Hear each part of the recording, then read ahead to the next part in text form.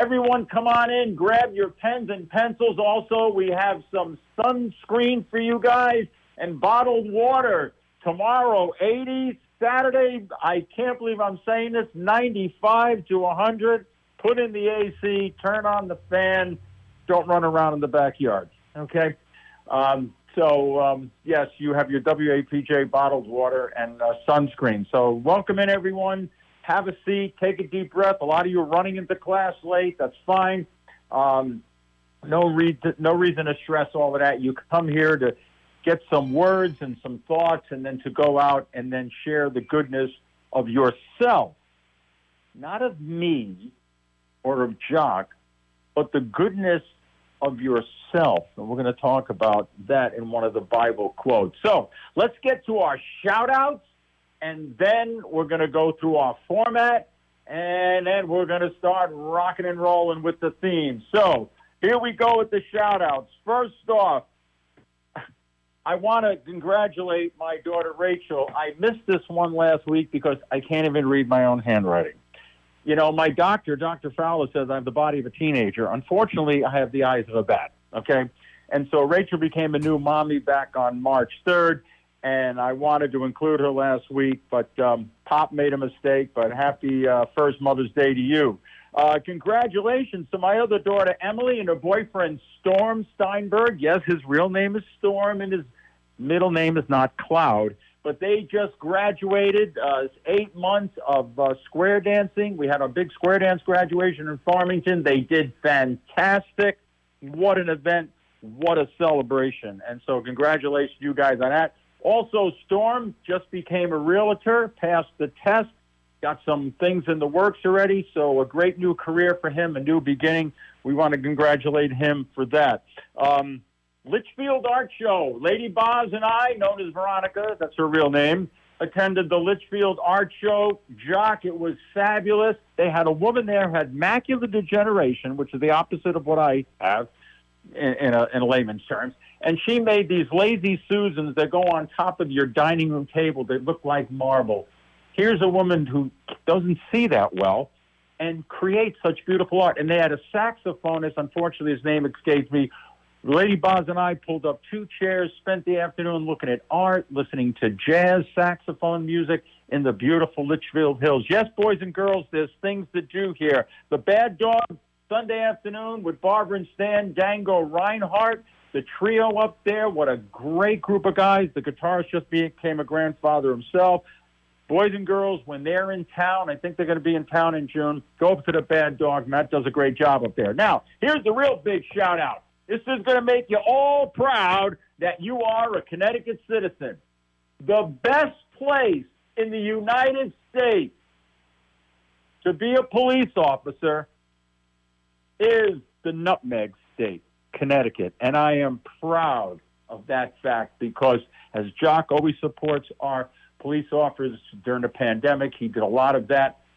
These people, men and women, put their life on the line for us and protect us, and they should be congratulated. So if some of you out there are police officers, you're listening before your shift, maybe some of you have retired, you're listening to this show, thank you, thank you, thank you for picking a vocation. Okay, I had a business and I have a job on the farm here, but these people have a vocation. So very proud to be a Connecticut resident with that. That's a big, big, big shout out. All right. Format. My brother loves the format, by the way. Format.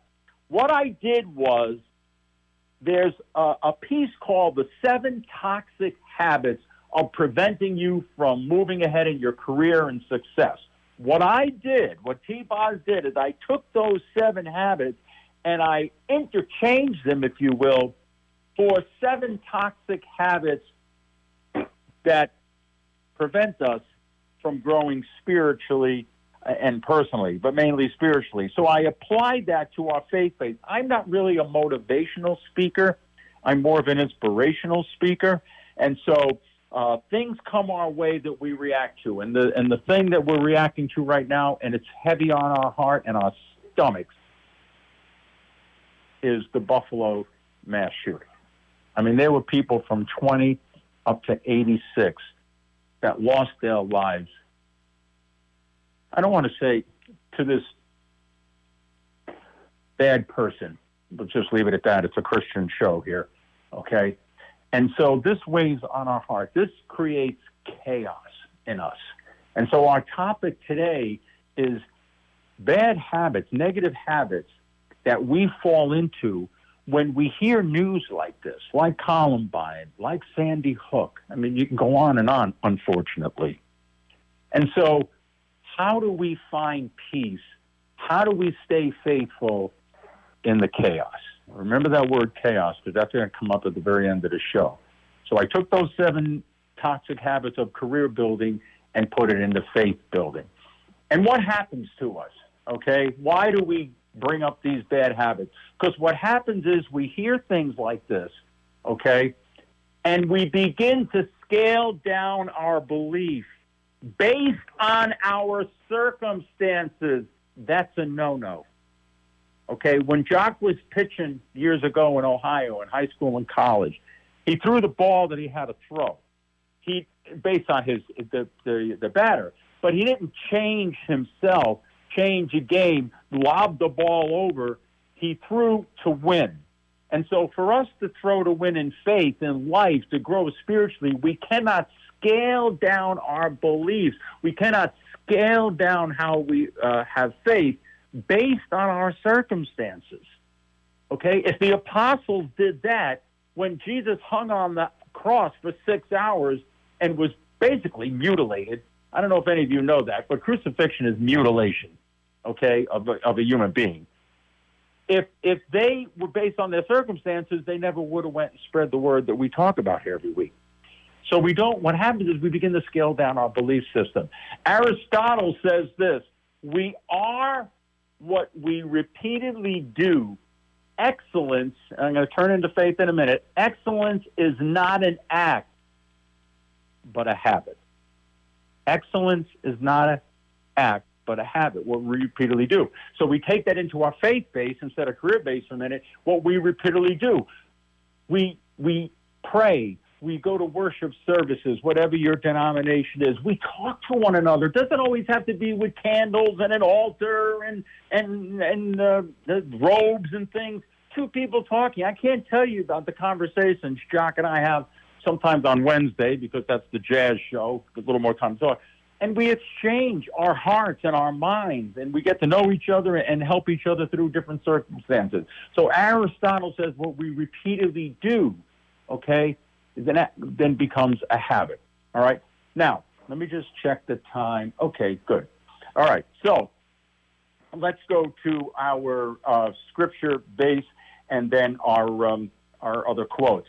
So John 14:27, not as the world gives peace, do I give it, which is peace. Not as the world gives peace, but do I give peace. What is Jesus talking about there? Peace to you. The peace of the world is temporary. The Walmart, the vacation, the ice cream, the person that you might be with that you shouldn't be, we'll leave it at that. Those are temporary fixes to peace. The peace that God offers is eternal. So in this chaos, these things that happen to us that try to destroy our peace and joy, that do destroy for a while, obviously. I mean, I'm sickened over this. But Jesus says, not as the world, the temporary things. His peace is eternal. And how do you find his peace? Through Scripture, through meditation, through prayer. We look at Darren Hardy. Darren Hardy is the former publisher of Success Magazine. He says this about habits. This is very good. Pick up your pencils, boys and girls. You want to write this down. Choices are at the root. Okay? Choices are at the root of all results, not some results, all results. Each choice starts a behavior that over time becomes a habit. We have the choice to either be joyful, to be strong. Now, let me clarify. Just because we're joyful doesn't mean that we don't think that what happened in Buffalo is not sad. But we need to be strong in our faith. Okay, so choices. Father Dave Chincagrani up at Holy Family said to me, the choices you make you. So we have a free will. We have a choice to develop good habits or the bad habits, but we slide right into those bad habits because we're human. Remember that word too. All right, so Darren Hardy says, choices are at the root. So where you are depends on your choices. The habits that you develop, good or bad, come from choice. Now, we're at, I think I can squeeze this in, and then we'll go to the break, Jock. All right. I'm going to go through the 7 toxic habits, then we're going to go to the break, and we're going to come back. 7 toxic habits. Now, don't laugh. You sound kind of funny, but these are going to become serious in a minute. 7 toxic habits. These are of success. We're going to turn them into our faith journey. The snooze button. Toxic habit number 1. 2, wake up like an accident. Toxic habit number 3, blaming and complaining. Toxic habit number 4, not giving it your all. Toxic habit number 5, looking for no's in your life instead of all the yeses, okay? Toxic habit number 6, self-sabotage. Oh, that's a good one. And toxic habit number 7, trying to do everything yourself, not delegating. So, Jock, why don't we do the break, and then we're going to start to go into these in depth. Thank you, T-Boz. Want to take this opportunity to thank our sponsors for allowing us to bring you the quality community programming that you're witnessing at this particular time. We want to give a big, huge shout-out to the Nutmeg Conservatory for the Arts, Torrington Savings Bank, TDI, Torrington Distributors Incorporated, and Charlotte Hungerford Hospital. Thank you so much for helping WAPJ keep the unity in the community. And we will now turn the floor back over to T-Boz. Thank you, Jock. Pope Francis says, do not be self-absorbed. Wow. Isn't that what we all do? We're so into ourselves. And then we become self-absorbed because when things like this happen, we can't cope. And so we develop these bad habits. We are going to go through the good ones, but, you know, we're human. It seems like the bad stuff in us rises to the top sometimes instead of the cream. Habit number 1, okay, the snooze button. Psalm 127, verse 1. Unless the Lord builds the house, the builder labors in vain. Snooze button. What does that mean? God's not talking about, the psalmist is not talking about the physical house that I'm in right now. He's talking about the house of the plan of your life. If God doesn't set out the plan for your life, then you're building your life in vain. What do I mean by that? Is that you're going about it your own way. So what they say in career building is when you say, well, I'm going to get up at 4:30, I'm going to jog, lift weights, then 4:30 alarm goes off, boom, you hit the snooze button. Right there, you sabotage your success because you're not even keeping goal number 1. The same thing happens in our faith life. We hear things like these bad news things, these terrible things. So rather than get up and maybe pray or do something positive, boom, we hit the snooze button of our heart and we crawl back. And then we hear another story, and boom, we hit the snooze button again, and then we crawl back. And so we're saying, oh, we're people of God, oh, we're children of God, oh, we love God. But as soon as you know what hits the fan, boom, we hit the snooze button. We can't proceed forward. We scale down our beliefs. We become, as Pope Francis says, or we shouldn't be, self-absorbed. Habit number 2. Okay, bad habit number 2. Let's see. Whoop, everything moved around here. Okay, not what we want to happen here, but it does happen from time to time. Let me get back on track. Habit number 2. All right, waking up like an accident. Thessalonians 5, verse 17. Pray without ceasing.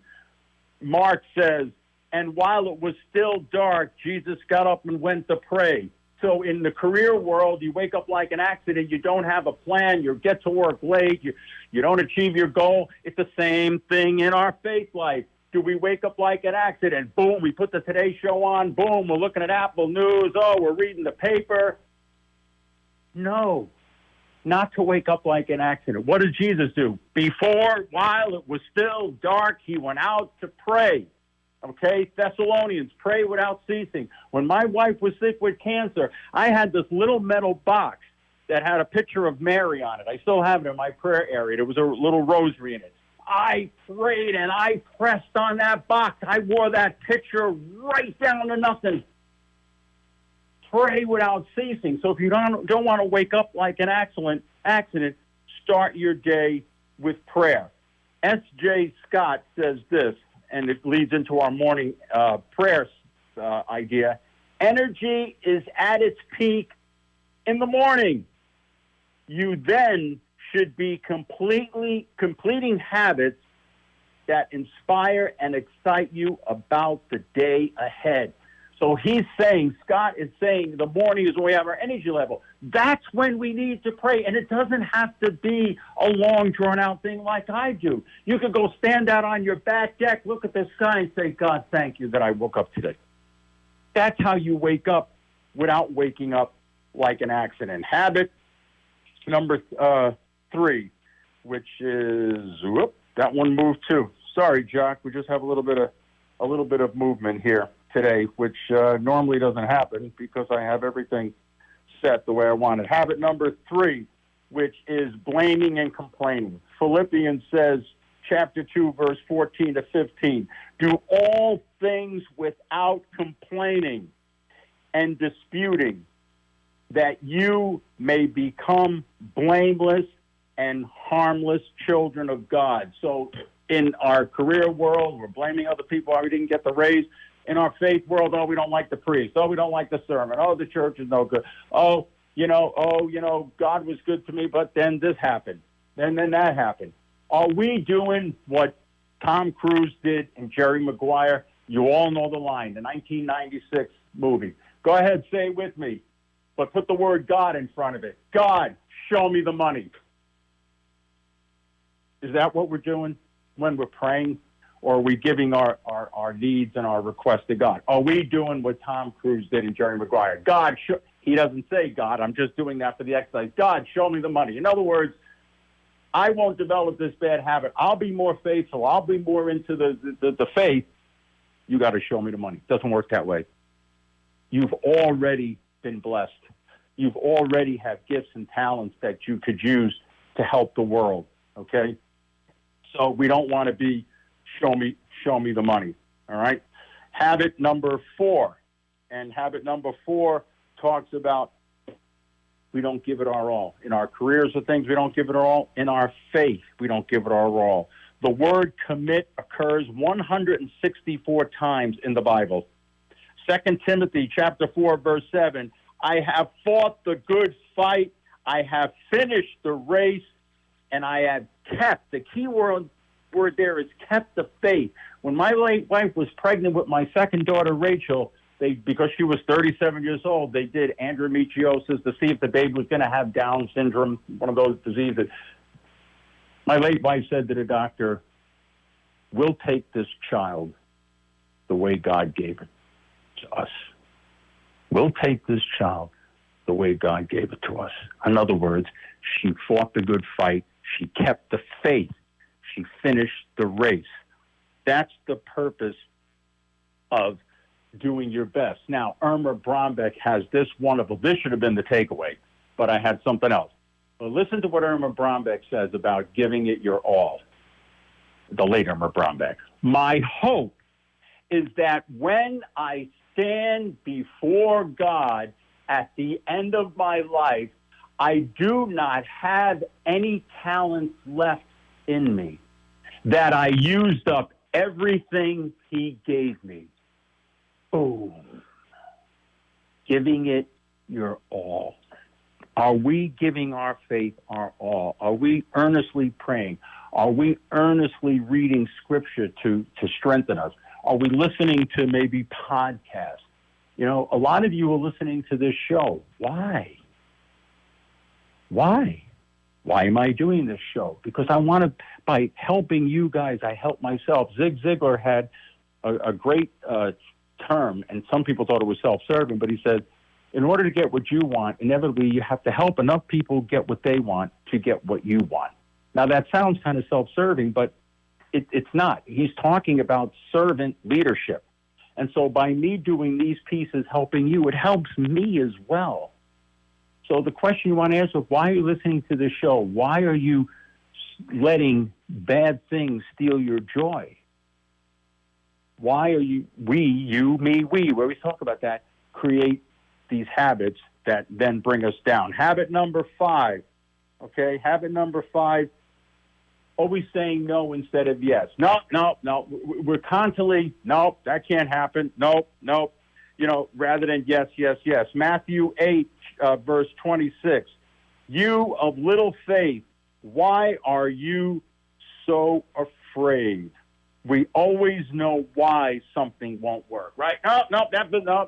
And people will tell you, you're pretty good in the music business, or you're a pretty good speaker, or you're good in whatever it is that you do, right? No. Tried that before. That ain't going to work. No. We're constantly telling ourselves, no, that's not going to work, right?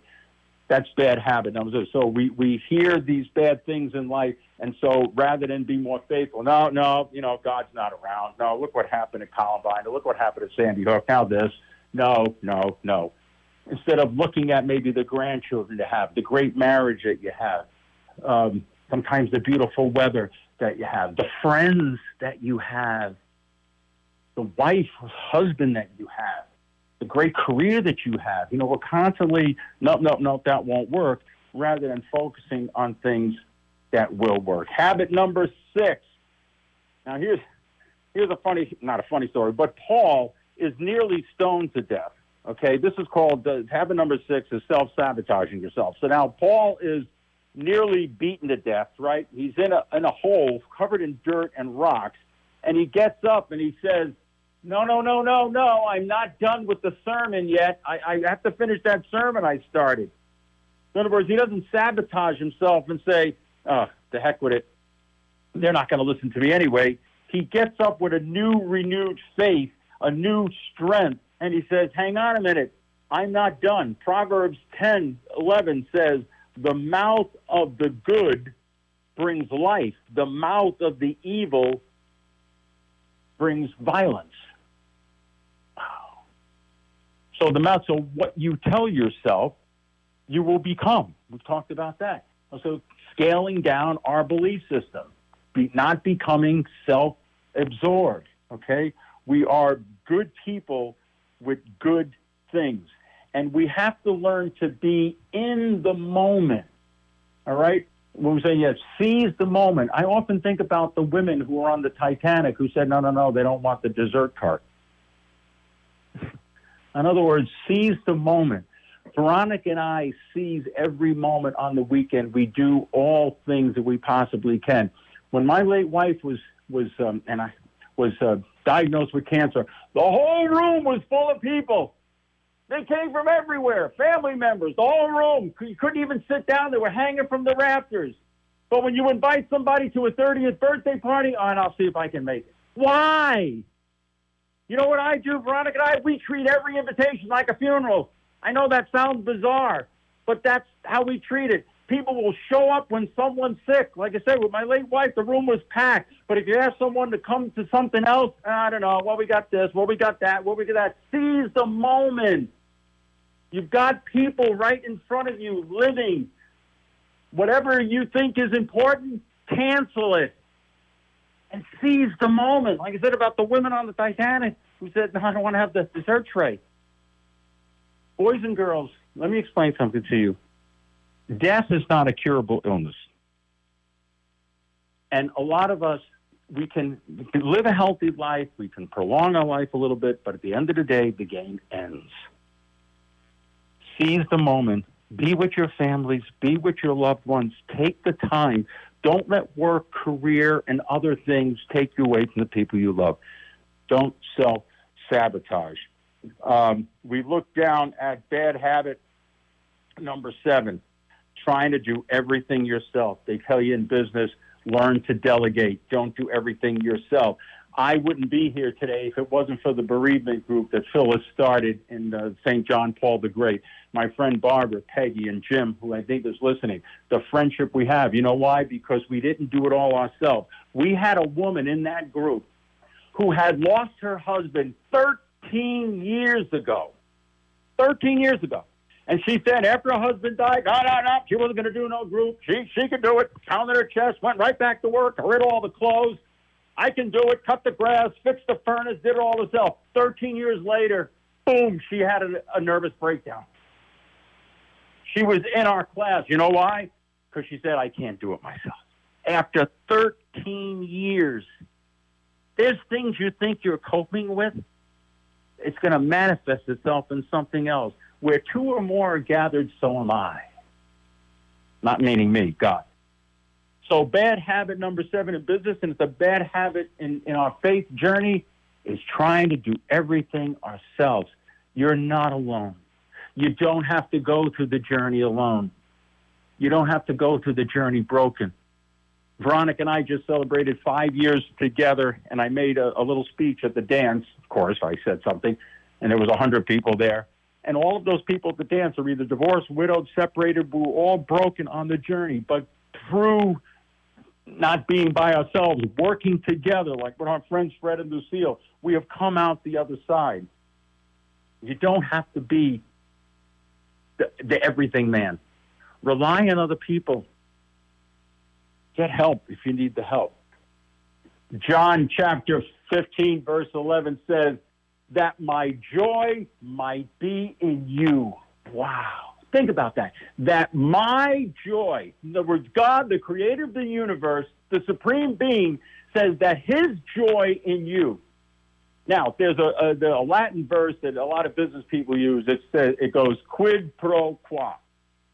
And what that means in English is something for something. So God has already put joy in us with these situations. But a lot of times we want something for something. Okay, God, I'll give you this if you give me that. Okay, God, I'll give you this, you give me this. Goes back to show me the money.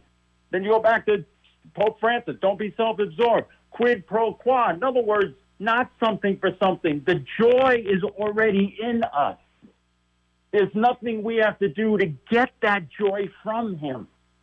It's already built in. And so with these bad habits, we block that. We put a wall up. Jesus took that wall away. That stone on Easter, that was that wall. That my joy might be in you. Stephen, you, John, you, Veronica, you, Fred, you, Jim, you, Mike, you, Miles, you. Here's the good habits. We got to go through these quick. Learn. Scripture reading groups, we talked about that. Do something. Just don't expect to fall out of the sky. Okay? Do something. 3, connect with people. We talked about bereavement groups. 4, serve. We talked about Zig Ziglar. You know, if you help another people get what they want, you get what you want. And there's also a very interesting thing with Zig, is that he was selling these pots and pans. They were very expensive pots and pans. That's how he got his start. And he was going out there selling. He couldn't sell any. So his sales manager said, Zig, hey, Zig, what's going on here? Right? What's going on? How come you not sell anything? He said, I don't know. I'm doing everything you tell me. So then the guy said to him, the sales manager said, well, what kind of pots are you using at home? And he said, well, I'm using some cheap ones because I can't afford the ones I'm selling.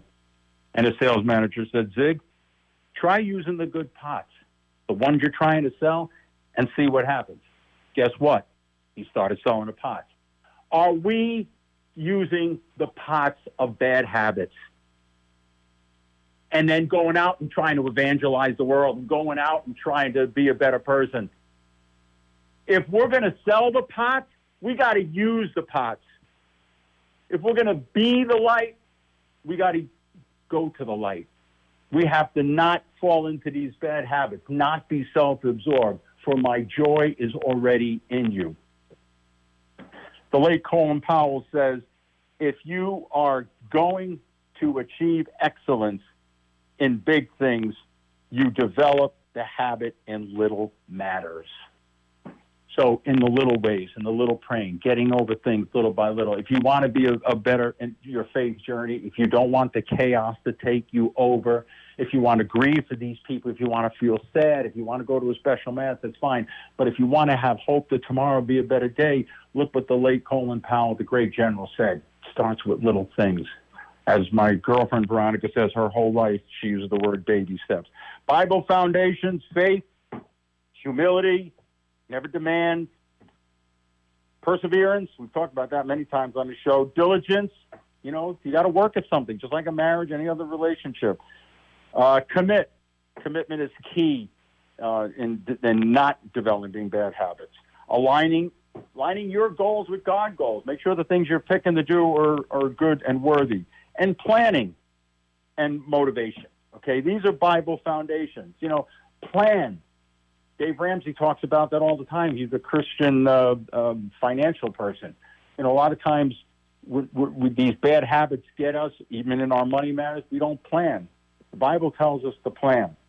Acts 14:27, and they repeatedly went out and said what God had done with them. Key word, with. Doesn't say, and they, meaning the apostles. Acts, by the way, means Acts of the Apostles. Maybe one day, Jock, I'll do like a little Bible class of what all these things mean. Acts of the Apostles. These are all things that happened after Jesus rose from the dead. And in the Catholic Church, and in all churches, basically, they read Acts of the Apostles because the building of the church. Not the Catholic Church, building of the church.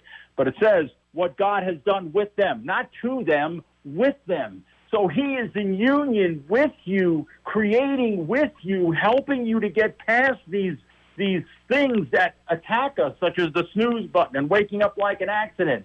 They went out and said what God had done with them. A.W. Tozer, when a man rises and says, I believe the Bible, but rejects its teaching because of his own pet subjects, the things that he's to, then he is rejecting the word completely. So we might be saying what we're doing, but then we're letting the chaos, our circumstances, have these 7 toxic habits, things that prevent us from being closer to God, from being a better husband, a better father, a better friend, a better sister, a better mother, and on it goes. We come to the takeaway. Here's the takeaway. And a lot of people I know have wrote down that Irma Brownback one. But this takeaway, this is from Stephen Guise. He's the author and founder of Deep Existence. I kind of like that name, Deep Existence.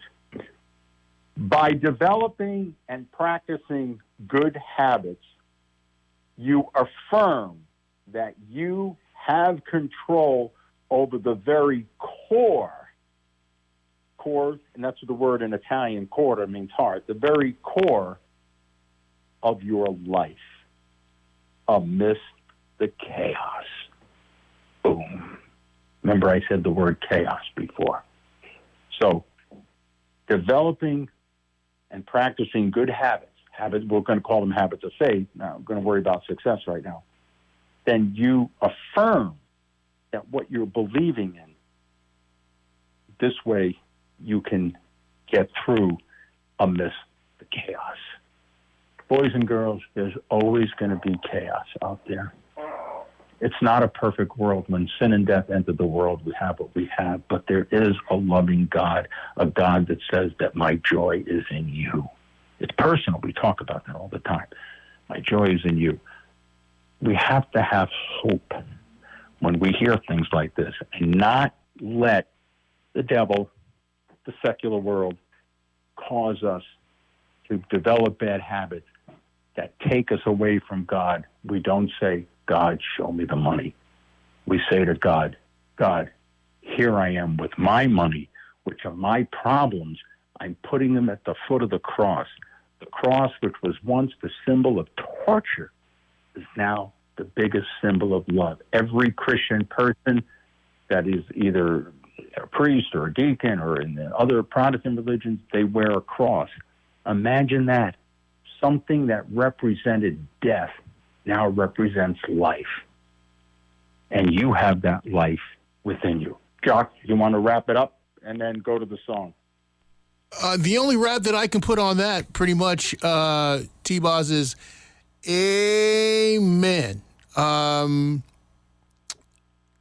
And it's pretty much a tested philosophy in terms of preparing yourself for success, whether that's personal success, whether that's professional success. And I think for all intents and purposes, there is a loving God out there, up there, who's invested in that success. So these practices that you put in play are tools that you have to help navigate through this sometimes very cold, dark, and stark world that we live in. So I believe that we must recognize where our shortcomings are so that we can indeed improve upon them by applying these best method practices to help in those areas that we earnestly feel after assessing them that we need to take stock in. And one of the benefits of your conversation is that in order to see the changes in the world, we must be willing to make those changes first within ourselves. And it's easy to be a sideline referee and criticize all the unfortunate things, processes, so on and so forth that are made. But unless we are willing to do that deep dive and look at ourselves and evaluate ourselves in a very honest and sincere way, then we're really just sounding off with really no pathway to remedy the situation. So once again, you hit it out of the ballpark, and I'm sure that our listening audience are definitely benefiting from your words of wisdom and moments of meditation. Well, thank you, everyone. Thank you, Jock, for having me on the show. It's Friday Eve, and just a quick apology for my little fumbling there in the beginning, but I am visually impaired, as you know, and sometimes things move around, but I'm only human. So with that, I thank you. Have a wonderful weekend, and stay safe, and drink a lot of water. Jock, have a great weekend. Thank you, T-Boz. Bye-bye, everyone. Thank you.